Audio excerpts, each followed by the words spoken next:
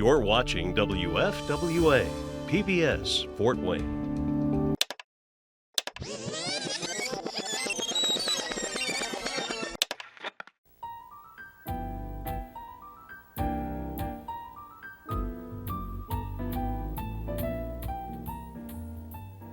My formative years were spent in Fort Wayne, Indiana during the 1950s.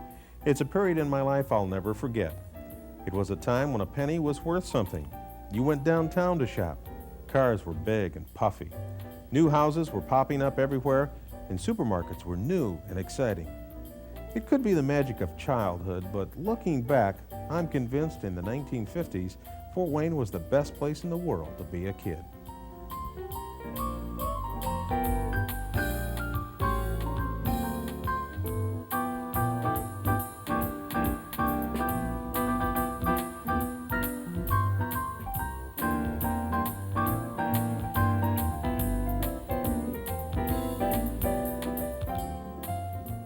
Fort Wayne Memories, the 50s, is made possible by the members of TV 39 in a partnership with Home Loan Bank, whose years of stability has provided a sound financial institution for peace of mind.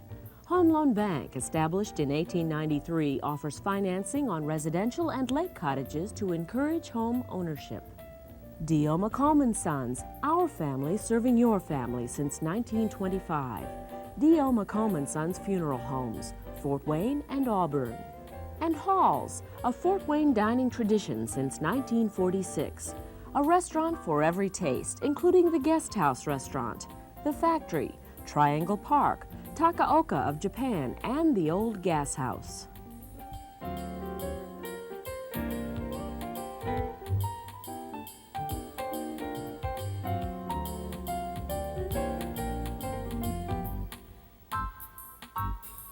If someone were to tell me their heroes as a young child were Mickey Mantle, Santa Claus, and Engineer John, I would say they had a perfect childhood. They had my childhood, perfect in every way. Starting with the 3-bedroom tract home my parents built in 1950 for $10,000.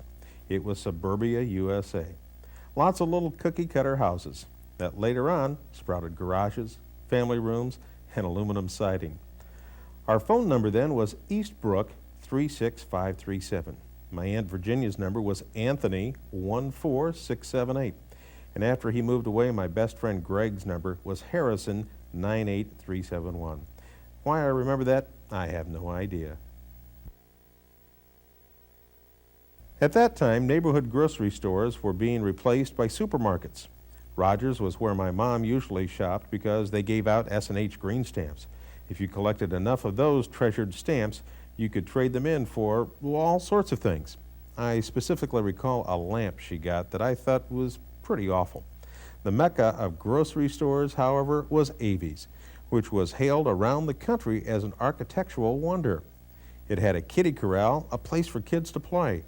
But what I found more interesting was a tank full of live lobsters.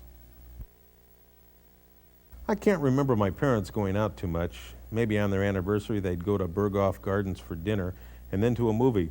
I vaguely remember them going to see Carousel at the Paramount Theater in the mid-50s. I remember that because us kids got to eat frozen TV dinners in front of the TV with a babysitter, and we thought that was living. Mostly my folks spent Saturday nights with friends. There was a card game, I remember in the early 50s, called Canasta, which swept the country. And I can remember my parents having some canasta parties at our house where they invited in friends and neighbors. And this sounds a little hokey today, but you ask what parents did in the 50s, and they did a lot of frowning. I remember that. They hid behind newspapers and then frowned over the newspapers at the kids. And I suppose maybe to some extent parents haven't changed all that much. Didn't have a whole lot of money. We drank a lot of Kool-Aid, popped a lot of popcorn, played cards a lot. Had a damn good time. Our entertainment at that time, like all the other young couples that were married, we didn't have a lot of money for entertainment, and we'd go to each other's houses on Saturday night and play bridge. And we'd probably gab more and laugh more and We were all in the same relative situation. We were struggling, trying to build, struggling, trying to establish a career, trying to have a family and do justice by them. And our primary activities were the simple things. We'd have picnics. We had friends that had a boat up on the St. Joe River near the dam, and we'd go water skiing along there, all inexpensive kind of things. In fact, we were water skiing sometimes in October. In October. Once you got over the chill of plunging in, it really wasn't bad. But that first dive, I mean, particularly when you're on a slalom, one ski, I mean, that's rough. But it was such great fun. We would have picnics. The Jaycees had a number of dances that we would attend on a more or less regular basis. Of course, the Civic Theater, which was a great experience, time-consuming, but a great experience. And we would like to take the families we get together on these picnics, or on Saturday nights we would play bridge. I'm not sure that any of us were particularly good, but we had fun playing, but mostly we socialized, you see. We talked about our careers, our problems, our frustrations, our aspirations, what we were going to do, how we were going to do it. I think kids went to the movies more than their parents did. Movies.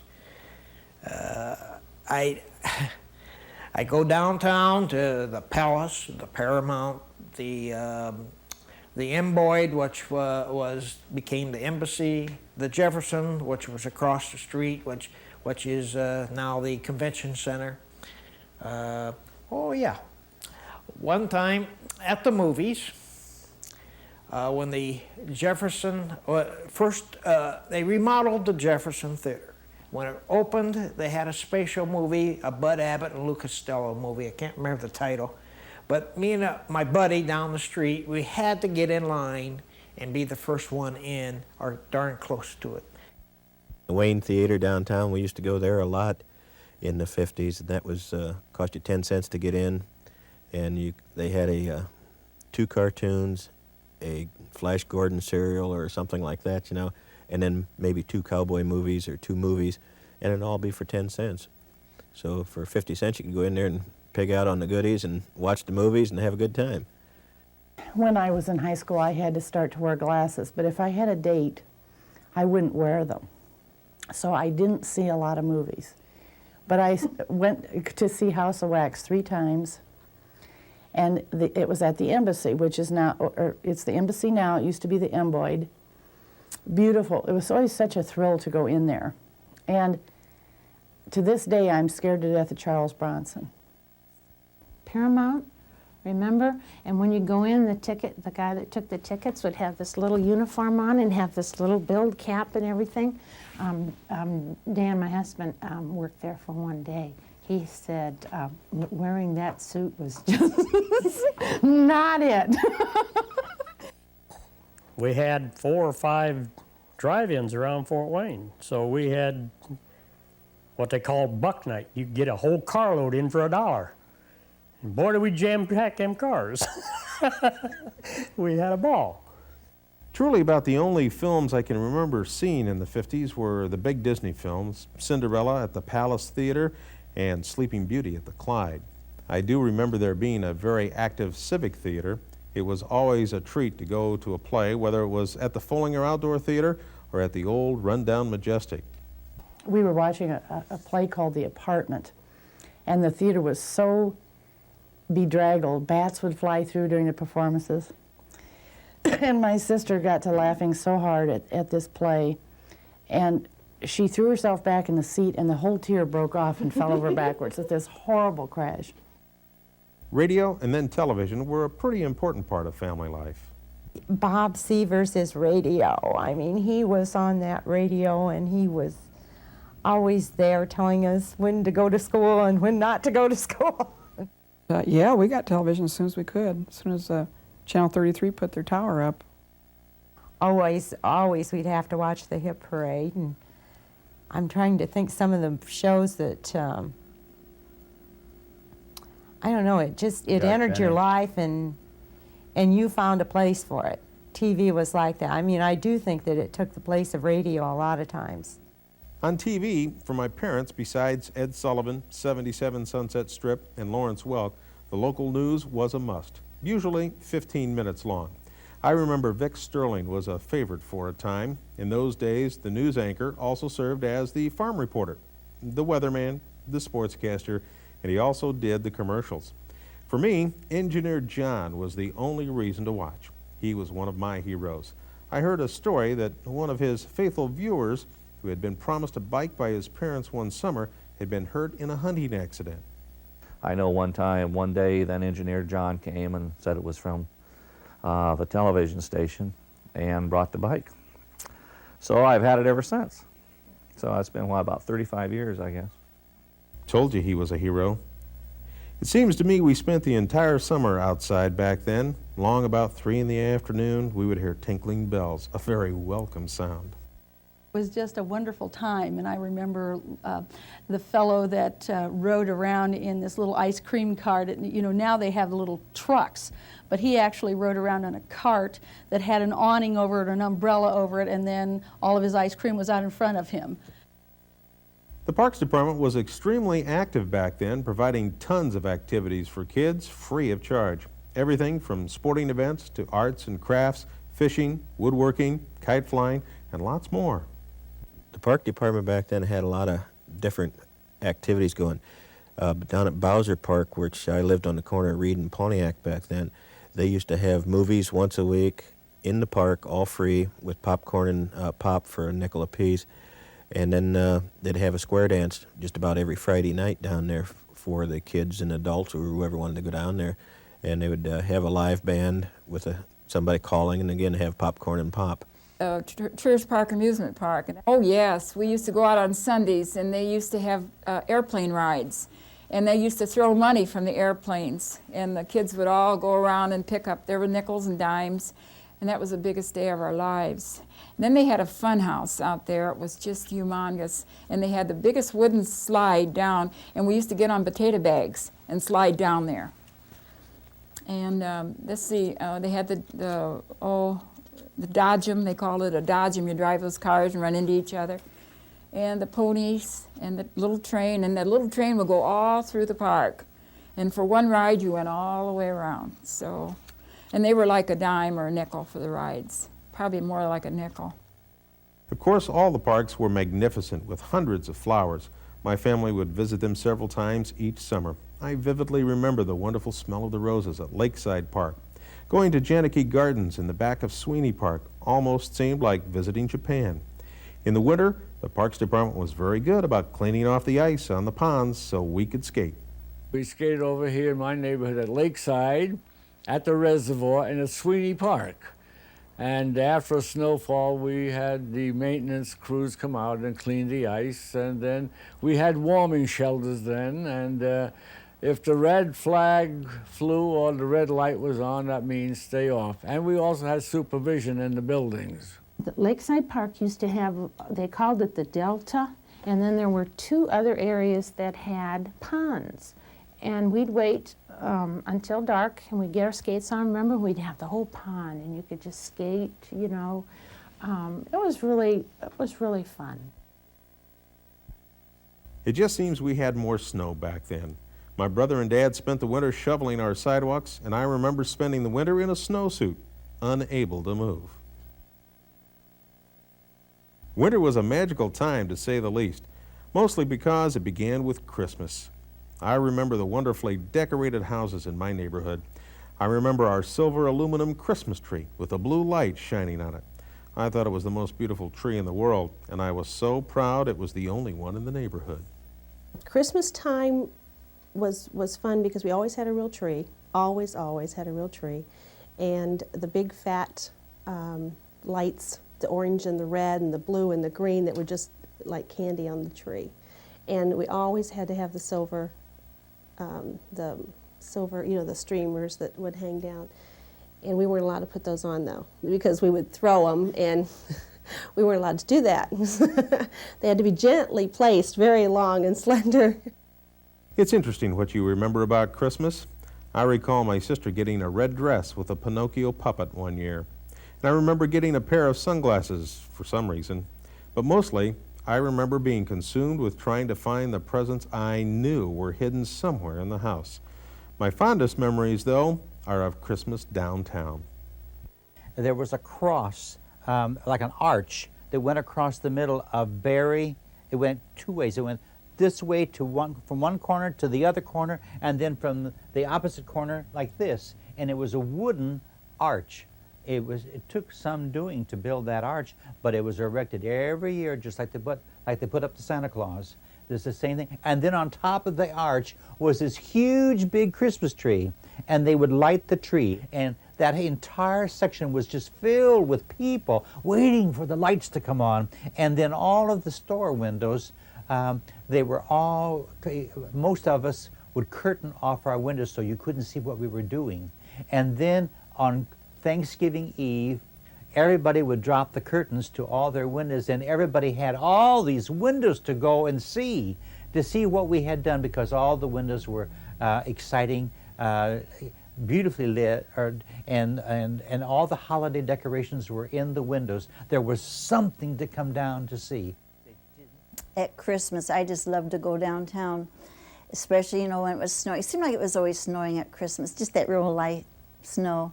And going from store to store, and the music would be, you know, you'd hear it going down the street. It was fun. It just smelled like Christmas down there from about Thanksgiving on. And you go up and down, then you'd hear music from the Lincoln Tower. They used to have music come out of the tower. There was a Bosselman, she used to play the organ. And then they had, I think they played records too, Christmas records. So you could hear them all over downtown Fort Wayne. Once a year at least, and sometimes more than that, we would come to Fort Wayne. It was the big city. Silver Lake is just about 450 people. And so coming to Fort Wayne was a big adventure, and it really was the big city. And we always came just before Christmas so we could see the windows in W&D's or Wolf and Dessauers. And they had the most marvelous animated little figures in there, and we could see them and watch them, and of course it was just a fairyland to look at all of them. And so we made that trek every year. People at Christmas time would come from all over the surrounding areas and stand in line in the bitter cold to look at the animated windows. Now, I never did the animated windows. I did all the other windows and did all Christmas decor and all the Christmas things on the inside of the store. But they had a man come down from Chicago to install the animated windows. So they really were, just like the windows that you would see at Marshall Fields in Chicago. And so it really was something to come for. That was Fort Wayne in the 1950s. When you think of Christmas, it's almost synonymous, at least in my mind, with Wolf and Dessauer. Before Christmas, they'd have one side, all the windows, with trains. Just any kind of trains. And then the other side, they'd have all kinds of animals, automated animals that were moving around. Like they had a mama bunny rabbit. She was cooking, and the kids, the bunnies sitting at the table. People used to come from all around, and you'd go down, you'd walk around, you'd have to stand 3 and 4 deep to see the windows. It was fantastic. And I can remember standing out there just for the longest time watching each and every little figure do its full rotation of whatever it was going to do, whether it was sliding down a hill or skating on a pond or whatever. You were right there the whole entire time, and you couldn't leave until you'd seen every single thing. That meant you had to go around the block because it was down around the corner. And you know, you just had to see every bit of it. And then, of course, there was Santa. We would wait in line upstairs at Wolf and Dee's, trying to muster enough courage to climb up on his lap and tell him exactly what we wanted. I seem to recall suddenly becoming very shy about the time Wee Willie Wan motioned me to come on up. I do remember the one time, and I must have been, say, 3, I would guess, 3, being on his lap, being timid of him, of course, like you would anyone, but there was something different about Santa, of course.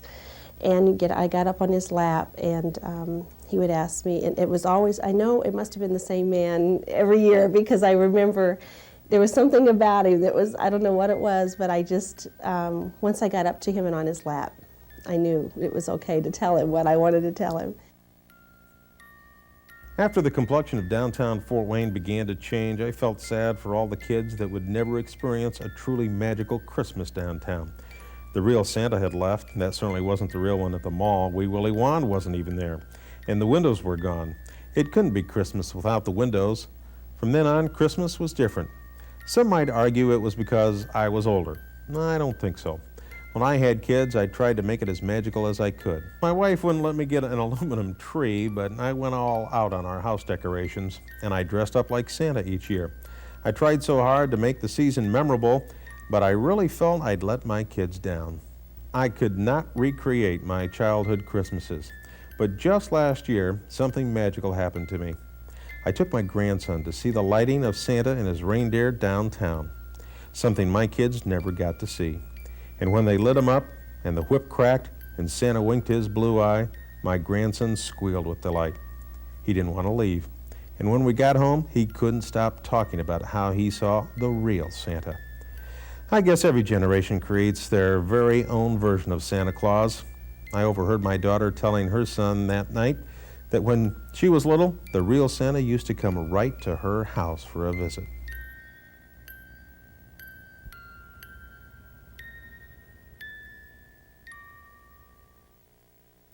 In the 50s, downtown was a flurry of activity. People coming and going, all dressed up. When my mom took us shopping, she always slicked my hair down. I hated that. You'd think we were going to church. Before we left, she would always say that if we were good and very patient, when she was finished shopping, we could stop at Walgreens for a hot fudge sundae. That was always exciting because the upstairs dining room overlooked the street. She never went back on her word. It was an interesting time to live through, you know, and downtown was very much alive. And Well, it was great. Everything in Fort Wayne centered downtown, your social life. I mean, you had the Keenan, the Van Orman, English Terrace, Berghoff Gardens. I mean, all your, and W.O., we had Murph's Bar down below. W.O. was on the second floor where those big oval windows are, you see. That was all W.O. on Harrison and Washington. And then Murph's Bar was down below, which is kind of a hangout. And then on the corner below was a Greek restaurant where they had real good Danish rolls. We used to go down there and get breakfast. And Murph's Bar was at, on St. Patrick's Day, you'd have green carnations and green beer, and it was, you know, kind of a hangout. And then you had all the stores. Wednesday night, the stores were open. We'd go shopping. W&D's, Grand Leader, Earl Growth, Elsie Ward. House of Golden was popular with the younger ones. They had really nice clothes. Nobson's. Down the side streets there was a lot of stores, you know. Now it was all stores, shoe stores, big department stores, and some nightclubs, and everything really centered about downtown. Everybody met at Myers Drug Store to go in there and have lunch or have a soda, go over there in the middle of the afternoon and have a break, and they go to Myers Drug Store. There was, everything was there, and all the wonderful shops to go to. There's nothing left but the shops that we had to go to. It was fun. Or you go to, maybe you go to Howard's on your break, your lunch break, and that was just down the street from Myers McCarthy, where I had spent so many, many years. And you would run into so many people you knew. Hillman's, Babers, of course, where I bought my jewelry. I don't know if they're still in business, are they? Babers? I don't know either. The Boston store, my aunt worked there in the coats for 20-some years. And, of course, Wolf and Dee's had the greatest cream pie. Gardens. The Berghoff Gardens, oh, Yeah. yeah. We went to Wolf and Dessar was our favorite, and Patterson Fletcher's. And there were little dress shops that were fancy dress shops. In fact, this suit comes from the Vogue. And the necklace comes from Wolf and Dessar. My mother worked there in the 50s. we go to Walgreens, you know, it was fun. And I'm trying to think. And of course, Howard's was a neat place because Howard's was like the Pier 1 now. And there were different things that you could get at Howard's. You know that. Oh, yeah, but Howard's was good fun. Uh-huh. And the perfumes were a little different, and, you know, and gifts, and, oh, and of course, Fishman's. You go down to Murphy's and you could get a cherry Coke for 7 cents, and you could sit at the bar and drink it. And I remember putting peanuts in our Coke, too. You remember Barbara Mandrell's song about peanuts in your Coke? You could put a couple peanuts in there and kind of get, and sugar and root beer, yeah, and it would foam out. Yeah. And then you could get these really neat sugar wafer cookies, at Murphy's for 29 cents, and you'd buy about 1/4 of a pound of those, and you could eat those on the way home. They had everything into Murphy's, like a nickel, dime, or 10-cent store is what it was called. But they used to do a lot of shopping there. There was Murphy's, of course. We'd always go in. Murphy's had wooden floors. It smelled like caramel corn. And you could, if you were going to buy a record, they'd play it for you, and you could hear it before you bought it. Yep, I remember. Same way with sheet music. The lady would play it for you, and then you could buy it. Of course, then you could always go to Murphy's and get some donuts, you know, and that was always a good lunch spot. That donut machine fascinated me. You could watch it through the window on Wayne Street, churning out those delicious taste treats. We all had our opinion of which ones tasted the best. My favorite donuts had pink frosting with coconuts sprinkled on the top. Of course, Wolf and Dessauer's was your one-stop shopping department store, and there was really nothing else like it. Wolf and Ease was a beautiful store there on, it was about 6, 7 stories.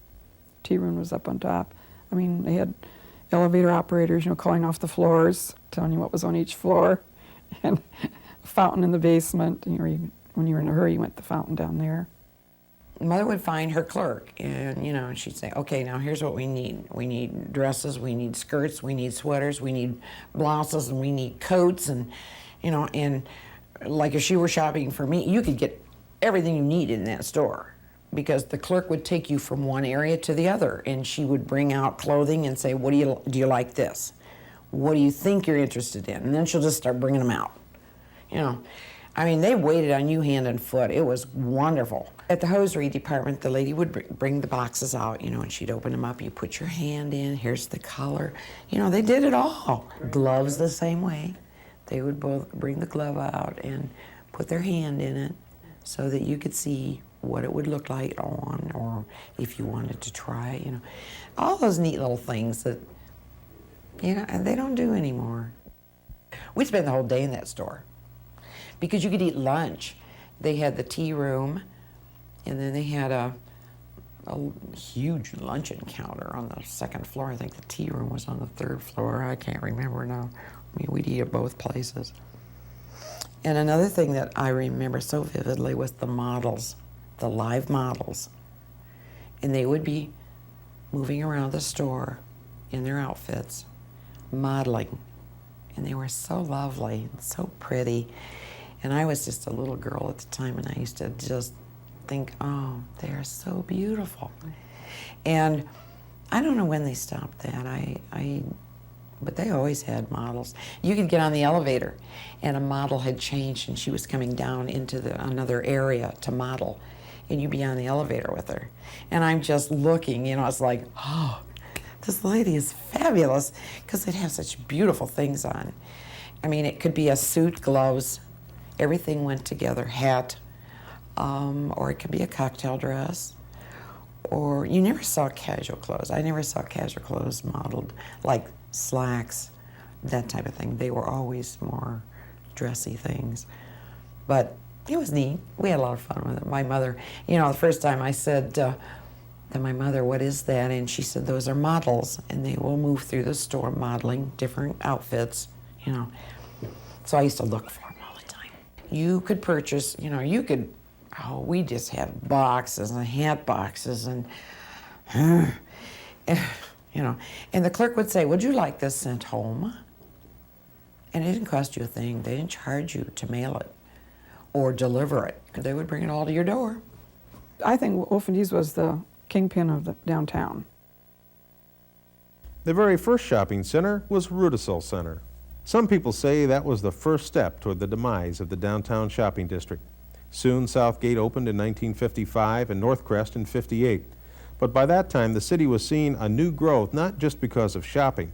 The north side of Fort Wayne, as we know it, was virtually untapped until they elevated the Nickel Plate Railroad. The railroad was still very much alive, and for a period in 1950, the Nickel Plate Railroad crossed 12 intersections downtown 51 times a day, 7 days a week, causing 5 to 30-minute delays every time. Every noon, the darn passenger train would come and park right across Clinton Street.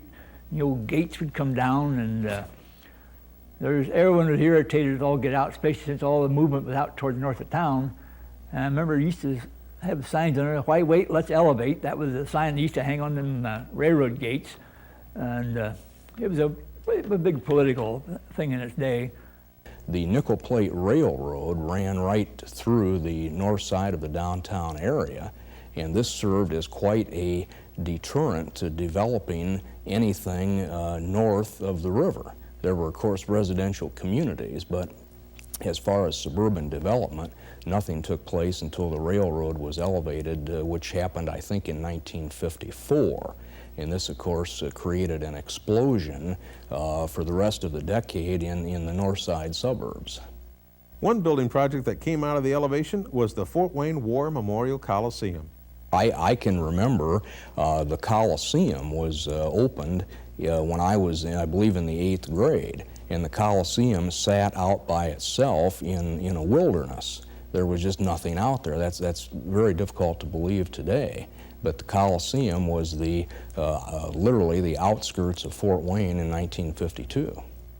With the opening of the Coliseum came Comet Hockey. Certainly not the first professional sports team in the city. On the contrary, the Fort Wayne Daisies have been going strong since 1948 and played their last season in 1954. The Zollner Pistons played 2 NBA championship games in the Coliseum in '55 and '56 and eventually moved to Detroit in 1957. I think Fort Wayne was a much better city then. I know it's colored by memories of childhood and the magic of childhood, but it just, as I said, it not only had its own professional teams, Fort Wayne Daisies, girls' professional baseball team. You know, and that was the end of an era. I mean, they're no more. They came into existence to fill a hole in World War II when all the guys were off fighting. And I can remember going over to Packard Park and watching the Daisies play. It's almost embarrassing.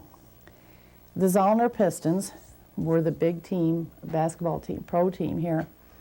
And they practiced in the New Haven gym sometimes, and some of us girls got wind of that. And some girls had big crushes on some of the players. And we found out that we would have coffee in the Van Orman coffee shop on Sunday mornings. So we'd get all dressed up and we'd go down there and sit and stare at them.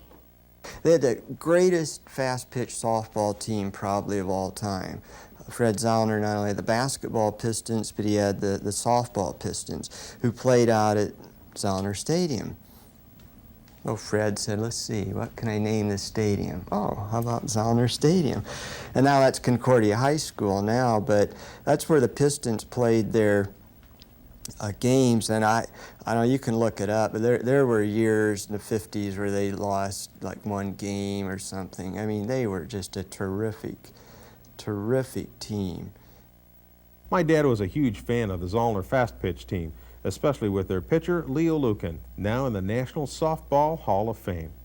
The Coliseum also brought, in 1955, the American Bowling Congress, which ran from March to June. My dad carried a souvenir of the Bowling Congress for years after that, made by Earl Fankhauser, the Penny Man. Fankhauser made these encased cents and sold them to companies all over Fort Wayne. People used to use them as advertisement. You know, someone would come to somebody's store or restaurant, and they used to pass these out to people so they'd remember to come back, and people would carry these things in their pockets.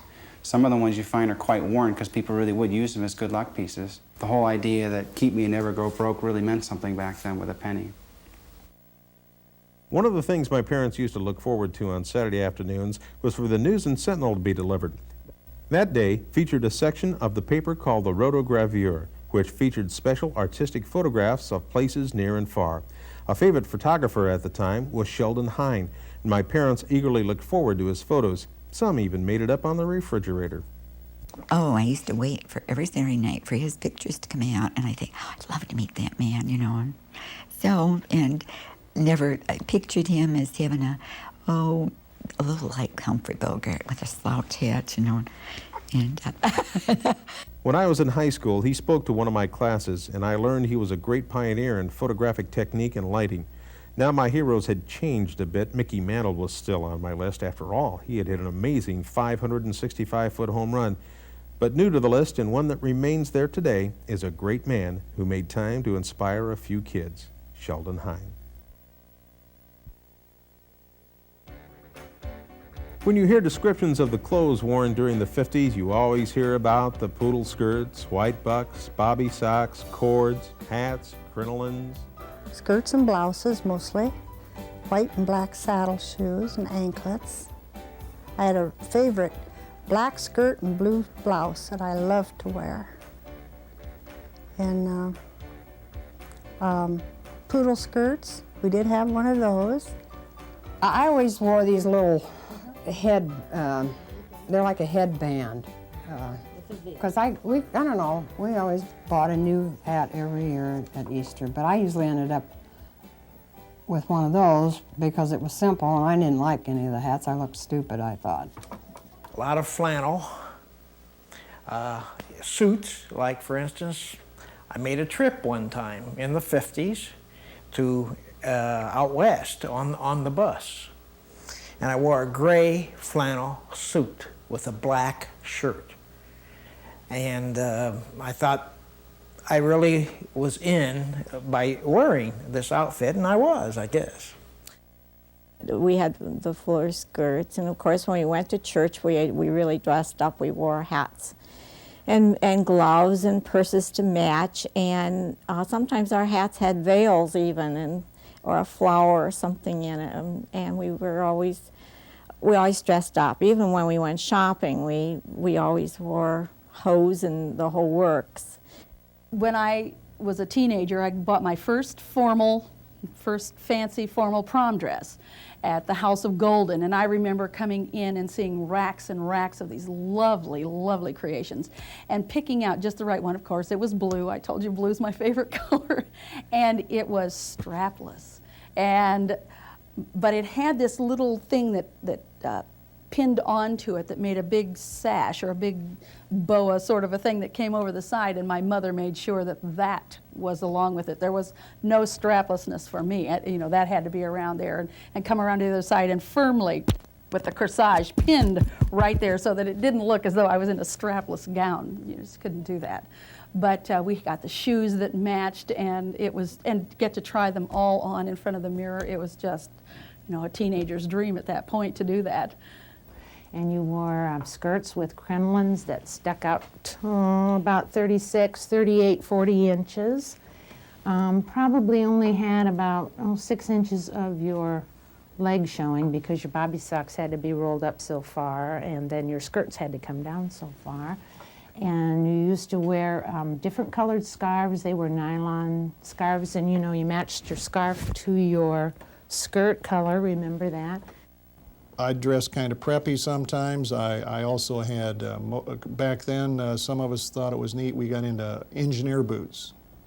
We wore Big Murph work shirts. We'd go down to Murphy's and get Big Murph work shirts and wear, and of course, blue jeans. I mean, you just wouldn't be caught dead. Every once in a while you'd wear your corduroys, but if you wore your corduroys, then you'd wear your white bucks. And then, of course, later they came out with dirty bucks, which were kind of tan. So V-neck sweater with a t-shirt. I look at some of those pictures. What a fashion statement that was, a t-shirt with a V-neck sweater. My favorite dress for school was the black engineer boot, and then I had blue jeans and just like a dress type button shirt, just a cotton shirt, or in the wintertime a flannel shirt. And then I had Midnight Ramblers had their jackets with the logo on the back, and that was my favorite jacket to wear naturally. And of course you had to have your collar turned up. That was the in thing back then. You always had your collar turned up and your jacket undone about halfway. In the 50s, had a flat top, and he wore jeans and T-shirts, and I think I had white buck shoes and things like that I used to wear. My hair is the straightest hair you ever wanted to see, and unruly. And that's when the DAs came out, and I wanted mine back like that, and we couldn't figure out how to do it. So we got the Vaseline jar out, and we slicked it back. I wore, for the most part, it was a flat top, and then I let it get a little longer and went to a semi-DA. Again, like say my father was a police officer, and he wouldn't let me have a DA because that was the sign of the sons of Satan and the things like that. But it was similar to the Elvis Presley style looking hair of the 50s. You just combed it back on the side with a big pompadour in the front. I had one of the best head of hairs around, though, I'll tell you. Cheer, cheer for old CC High. Take out the thunder from out the sky. Da, da, da, da, da, marching onward to victory. High school in general was a pretty cool time. Yearbooks, report cards, letter sweaters, dating, cars, dances. We studied too, but I don't remember much about that. The schools would have a lot of dances and a lot of different sock hops and besides your proms. And each grade level would have their own dance, like freshman, sophomore, junior, and senior. The junior and senior course was proms, and the sophomore and freshman was just like a little sock hop or something. But they would have maybe 3 or 4 dances a year, and you could go to different schools. The YWCA used to be downtown, and they would have almost weekly dances down there. That's where I met Ronald Reagan. He was in town in the 50s, and that's where I met him down there, and he didn't impress me then either. Our favorite line when we'd go out with a girl, and still at that time, we were very naive, and we'd look at the girls and we'd say, "Want to see my jump shot?" And, you know, that just didn't turn a lot of girls on. We had Miller's across the street, and I'll never forget, every noon hour, no one wanted to go to the cafeteria. Everyone wanted to go to Miller's to get a hamburger and fries. And so we would play the jukebox. You know, you had a dime or a nickel, we'd play it. And Johnny Ray and the Little White Cloud That Cried, and music, music, music. Put another nickel in the Nickelodeon. Oh, yes. Dance with the dolly with a hole in her stocking. And we used to dance to that until you'd fall off your noggin because it was really a fast dance. You know, for a couple of bucks a night, you could go out and gas your car, get a full tank of gas, go out and take your girlfriend, have a hamburger and a Coke, and get into a basketball game or a movie and have change left over. You know, that's when gas was only, what, 15 cents, 25 cents a gallon, and it was good to cruise in because you didn't need a job that paid you 10 or 15 bucks an hour. I worked at 75 cents an hour and thought I was making a wad of money. The greatest challenge of every prom decorating committee was, how will we disguise the basketball goals, or how will we disguise the area of the gymnasium so it'll look like some South Sea island or whatever the theme of the prom happened to be, and it doesn't look like our high school gymnasium. You know, the girls at Southside were good. They were all right. They were good looking. But for some reason, we wanted to date the girls at Northside. I'd have to say one of the most exciting times in the 50s for me was the year 1958 when the Southside Archers won not only the Indiana High School State Basketball Finals, they took 3rd in the state track finals as well. So when I won the championships in the hurdles and I was on that podium, it was very fulfilling because I had done that through hard work by myself, sometimes out there on the track all by myself. Basketball, the relationship I had with those guys, we were great friends on the court and even better friends off of the court.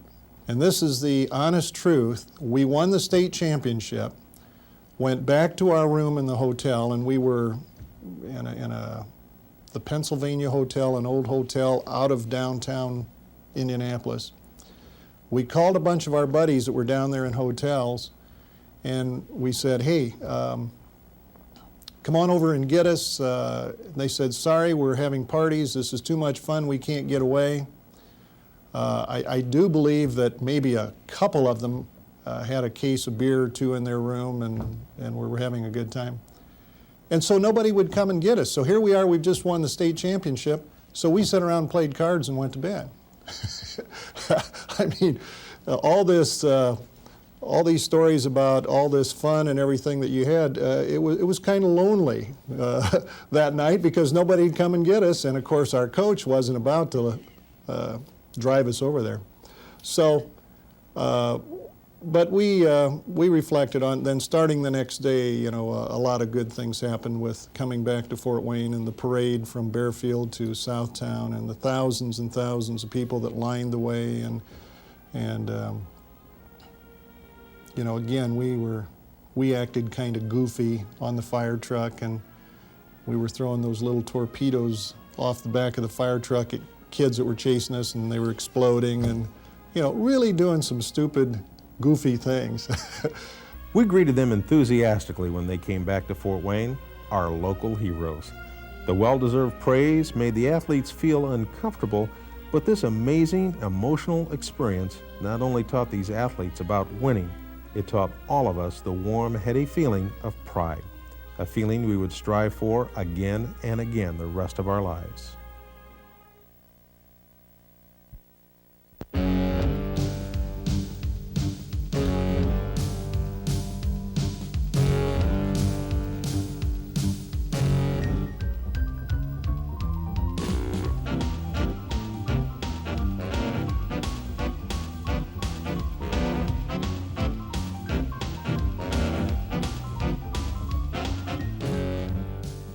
By the time I got to high school, cars and girls were about the most important thing on my mind. I worked on my car, stupidly thinking it would get me a girl. Everybody remembers their first car and their first girl. Oh, the cars in the 1950s. Wonderful things. Well built, beautiful design, and some guys loved chrome. I knew one guy had a 56 Ford. He had everything chrome imaginable on this car. Well, I started out, I had a 29 Dodge, and then graduated up to a, what was it, a 1938 Ford convertible. And both of them kept me pretty well occupied, keeping them together and fixing them up. 1950 Ford. You know what those look like? Really cool cars. And you had this knob. Back then you'd have this knob, the cool guys that have a knob on the steering wheel. So instead of turning the steering wheel, you'd turn it with this knob, you know, just so you'd have your one arm out the window and just going like that. You didn't shift gears anyplace. You had buttons over here and you pushed park, or, you know, first, whatever, second, reverse, whatever. It was a really neat car. So, and then he had a friend kind of razz it up a bit. And, you know, he lived out farther, and I could hear, you know, he'd leave our house, and you could hear him all the way home. A lot of times we didn't chop the tops on them, but we nosed and decked them, and what we called nose and decking. Took all the chrome off of the hood and all the chrome off the trunk, and put 4-inch to 5-inch lowering blocks on these cars. Then we would just go cruising in them, and a lot of times we didn't have the tape players or anything. We used to have record players with converters that would set on the hump on springs, and we could play 45 records on it as we traveled around the highways. Back then I had a 50 Ford, and I spent a lot of time making a mild custom out of it. Decked it and nosed it and stuff and lowered it down in the front and the back. And of course my dad was a police officer, so he wouldn't let me do a lot of stuff that I wanted to do to it. But like take off the door handles and stuff, he wouldn't allow that. That was a safety factor to him back then, so he wouldn't allow me to do that. But we always customized, and then I sanded it down and we painted it from a maroon to a black, and it just messed with them, just something to do, you know. Oh yeah, that was a good deal, you know, the muffler, the wrap. You had to have glass packs or straight pipes. I remember I got stopped a couple times for having straight pipes. 50 DeSoto that my parents bought me for graduation when I come out of high school. It was a 2-door.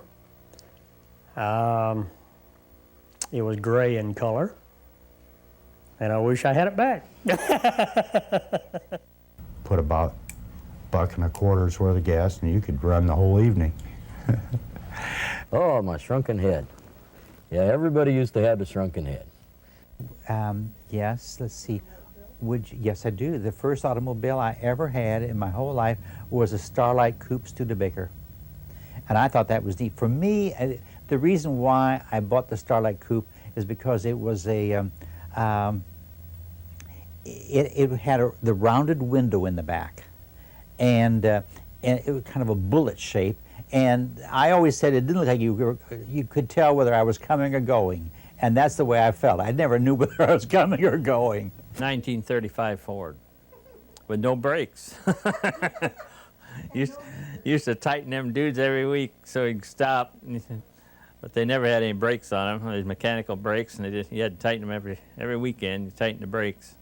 My first car was a 1947 Studebaker, which impressed my parents as being a very, very safe automobile. And I struggled through about a year and a half with this 47 Studebaker, and then got the car that I really wanted all the time, which was a 1950 green Plymouth convertible.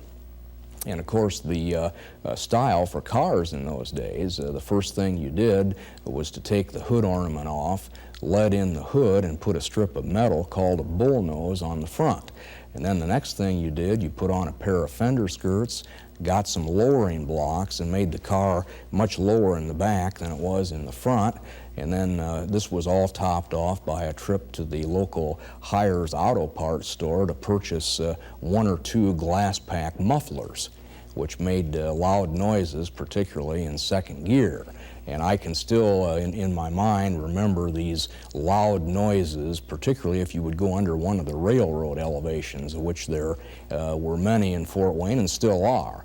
You would shift into second gear and then let out on the clutch, and this would be a tremendous backfire, and these glass pack mufflers would reverberate through the evening. The big thing back then, too, was car clubs. And since I had a hot rod, and that was a big thing, I never got in a car club. But the neat car club back then was the rock and roll rods. And they, below their license plate, regular license plate, they would hang another one. And if they were really cool, it was just low enough that it would drag on the ground a little bit. Not enough that it would flip around, but it just hit once in a while. But you know, it was always a desire of mine that if the rock and roll rods would have asked me to join their car club, I would have been honored. We used to cruise every night, it seemed like, especially in the summertime, you know, all summer long. But we had halls and gardeners downtown, and all the one-way streets. We'd go up one, down the other one all night long. It just seemed like it was neat. It was a fun thing to do back then. You're out looking for girls. I mean, there's only one thing. Who's got the best record player? Who's going to find the women? Clinton Street at the time was two-way, and we'd cruise up and down Clinton Street, and then Jefferson and Washington was your main drags, if you will, and for North Side, they would come into town. We'd all meet in the downtown area. What was one neat thing about the 50s, we used to, at sectional time, regionals was all held at the Coliseum. And we would go downtown and park along Calhoun Street on both sides, and then cruise, the other kids would cruise up and down Calhoun Street, and it was just a horrible mess for traffic, but it was a lot of fun because you got to see kids from all over the city and even from other cities that would come here and cruise. A typical Saturday night, at least on the south side of town, would start at Hall's Drive-In on Bluffton Road. Literally all roads on the south side led to Hall's. And after taking a couple of laps around the drive-in to see who was there, you usually parked your car and ended up with some of your buddies and taking off to downtown Fort Wayne. And of course, one-way streets at that time were still relatively new. This is another thing that we take for granted today, but one-way streets were really built for drag racing. We cruised, see, we were part of the hall scene when it opened. People talk about Gardner's downtown, but we were big out at Halls, and you've got to understand, one of my first cars was a 34 Ford with a 48 Mercury full race engine in it, and had motorcycle fenders on the front, and you'd take part of the hood off, and so they could see in and look at the chrome carburetors and everything. And Woodhurst had just been built, and there were only a couple houses out there, but all the streets were there. That was the first subdivision built. And of course, every once in a while we had to go out there and see who had the fastest car, and my little 34 Ford with a 48 Mercury engine was pretty darn good. So that was a car that was just great for cruising, and many of us got to be really buddy-buddy with Marion, the policeman out at Halls. We gave him a lot of static, and he rightfully so gave us a bunch of crap every once in a while too. We were associated more or less with the car club called the Wheelin' Dealers, and there were quite a few fellows in that. And they had, one of the rules I remember, and I don't know why, but they had to carry a deck of cards in their glove compartment in order to be a member of this Wheelin' Dealers. Now, I don't know if they had to pay dues or anything like that, but a bunch of them would get together, and we'd get that hall, the FOP hall, and then Dave Gessner and his brother, they'd put this great big huge stereo from their mom and dad's. I mean, it must have weighed a ton, but he put that in the back of his truck, and then everybody would bring all the popular records, and then we'd set up. We never had chaperones or anything, but we'd just go out there and we'd pay 50 cents and dance all night, and then we'd head down to Gardner's. Well, you kind of divided the city up. We had several drive-in restaurants. The biggest name was probably Halls, which is still in existence, and Gardner's. South Side, where I went, it was Halls out on Bluffton Road, and then downtown was Gardner's and Azars West on West Jefferson. That was your Central and CC group. North Side students, they went a lot to the old Orange House, which is no longer there, and Halls Hollywood, which is still, I believe it's the only one in town that still has curb service. And then your Elmhurst crew, they usually went out around the Dales Drive-In, which was at Times Corners, which is no longer there either. But then when you wanted to meet girls or whatever from other schools, you went to the other drive-ins. And for 10-cent Coke, you could sit there for quite a while until they kicked you out. My sister Fran had the car, but she was always really neat, and she'd let me drive the car. And that was how I learned to back up. It was at Gardner's. I started Gardner's about 1952,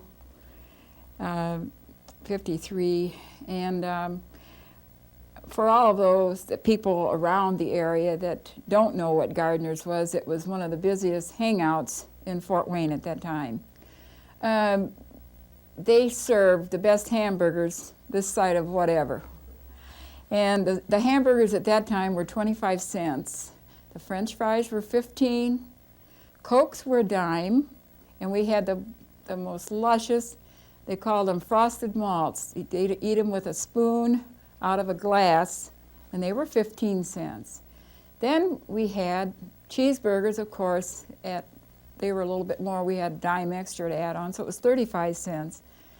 Then the biggest thing of all, right around in 1955, strawberry pie, homemade strawberry pie came to Fort Wayne. And they served it with the berries on the top of the crust with a mound of whipped cream on top of that. People from all over came. Well, then naturally the rest of the places in Fort Wayne took off. But Mr. Gardner baked these in his own bakery. Baked these in his own bakery, and they were a delicatessen. The price was 35 cents a piece. Well, we'd go, up to the driver's side, and of course it's been going back a while, But anyway, we would write down what they wanted, and then we'd take it and hand it in at the window. And then, I don't really remember how we knew when that was ready, but we did, and then we'd go and it would be on a tray for us. And then we'd have to, shift that spring and then put it, inside the car window. And that's how we did it. Well, we as a family would go to Gardner's, that was downtown. And then as I got older, I would buzz Gardner's with utter futility, I might. No, actually, I really scored big, hey. Just ask, they'll remember me. No, you drive endlessly around there, never once talk to a girl. The whole, I don't know what the idea was as I think about it. Here's what you'd do. You'd go, this was the thing, Friday and Saturday nights especially. You'd go to Halls out on the Bluffton Road and you'd buzz Halls. Okay, you'd wait about an hour. I mean, the traffic would be lined up all over that bridge, you know. You'd sit there, in about an hour, you'd actually get to go around Halls, and that'd be it, like, you know. And then you go from there and you go down to Gardner. Same thing, they're lined up way back on Jefferson Street, and you wait for an hour to get into Gardner's. You go around Gardner's, you know, and you're always trying to look cool, you know, sitting there like this. If you're not driving in the passenger seat, it's like you don't really want to like look at people. You know, you're too cool to do that. You're just kind of like that, and you're saying, please, God, let some girl just yell at me and say, hey, over here, over here. I probably would have been too shy even then. And, you know, Bledsoe's Beach, which was at Lake James, record hops, oh gosh, in the summer, I think every weekend, and utter futility there too. I mean, you just go there, stand there, and then they'd say, okay, guys, ladies' choice, and then you just have utter dread. That I can remember the sweat just pouring off me, because part of me was just praying, please let some girl come and ask me to dance, and the other part was saying, please don't let anybody come over here and ask me to dance. Oh, we drive up there just for dancing, and oh, they'd have Harry James, Tommy Dorsey, all the big ones. You wouldn't miss a one. They were wonderful. Yeah, that was the big thing. The WOWO at that time had a 1955 Thunderbird automobile, and they had a quartet of announcers called the Fabulous Four. And it was just a ritual. That was a great thing for kids to do in the summer, particularly during the week. There was, as I recall, Monday night was Cold Springs at Hamilton Lake, and then a couple nights later, Bledsoe's up at Lake James, and then Lake Tippecanoe. There was a record hop, and record hops were really a big thing. We also went to Bledsoe's Beach as a family. Going to the lake was every bit as popular as cruising down Calhoun, except of course you'd never be caught dead cruising with your family. The Fort Wayne Speedway was another place for the family. That was classified, if I'm not mistaken, as the highest 5/8 oval around. And they had a lot of races out there, basically on Saturday night or Sunday afternoon. And I had a friend of mine that went out there one Sunday afternoon, was watching a race, and he seen a guy go through one of the billboards. He come off with a turn and went high on the curve and went up over the bank and went through one of the billboards. Music was probably what influenced us most in the 50s, truly. The decade started with big band, moved to rhythm and blues, and around 1955 ran full steam ahead into rock and roll. When children of the 50s think back to that time, the music may very well be what stands out the most. That and weddings. Lots and lots of weddings. Young couples were starting out their lives together with a wonderful optimism. The world was their oyster. There were plenty of jobs, there was plenty of time, there were houses to be built, and appliances to be bought, and babies to be born. This bright-eyed view of life was brought on in part by their parents, who lived through the Depression and did everything they could to give their children everything they wanted, at the same time making sure they understood that everything worth having was worth waiting for. I can't remember anything of being fearful, whether it was because we were young or because the 50s were kind of a quiet time, you know. It was a much simpler way of life. We had some good times. If there's ever a time I could go back, that'd be it. If we could go back to that era, there's nothing like the 50s. Believe me. We had some very, very good times in the 50s. We had a lot of good times. I'd have them back again. I would. My formative years were spent in Fort Wayne, Indiana in the 50s. It's a period in my life I'll never forget.